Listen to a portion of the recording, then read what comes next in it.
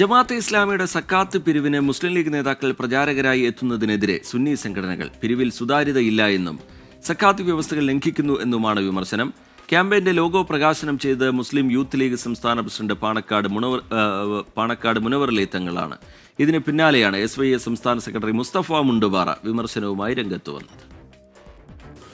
സംഘടിത സക്കാത്ത് ജമാഅത്തെ ഇസ്ലാമി വ്യാപകമായ വിധത്തിൽ സാധാരണക്കാരായ ആളുകളെ തെറ്റിദ്ധരിപ്പിച്ചുകൊണ്ട് കളക്ട് ചെയ്തുകൊണ്ടിരിക്കുന്ന സാഹചര്യം നിലവിലുണ്ട്.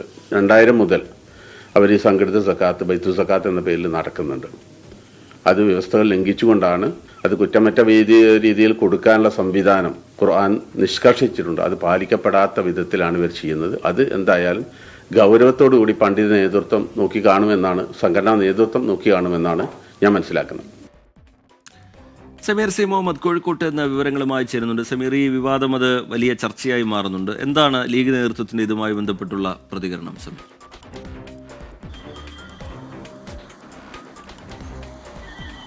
രജിത്ത്, ജമാഅത്തെ ഇസ്ലാമി നടത്തുന്ന സംഘടിത സക്കാത്ത് പിരിവായിട്ടുള്ള ബൈത്തുൽ സക്കാത്തിനെതിരെയാണ് രൂക്ഷ വിമർശനമായി സംസ്ഥാന നേതാക്കൾ രംഗത്തുന്നത്. AP സുന്നിയും അതുപോലെ EK സുന്നി നേതാക്കളും ഈ വിഷയത്തിൽ ശക്തമായിട്ടുള്ള പ്രതിഷേധമായി മുന്നോട്ട് വരുന്നുണ്ട്.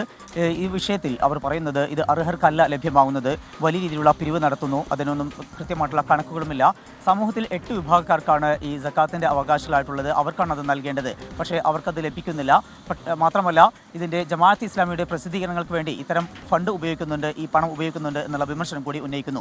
അതിൻ്റെ പ്രധാനപ്പെട്ട ഒരു കാരണം ജമാഅത്തെ ഇസ്ലാമിയുടെ നേതാവായിട്ടുള്ള ഷൂറ അംഗമായിട്ടുള്ള വ്യക്തി തന്നെ ഇത്തരമൊരു വിമർശനം നേരത്തെ തന്നെ ഉന്നയിച്ചതുമാണ്.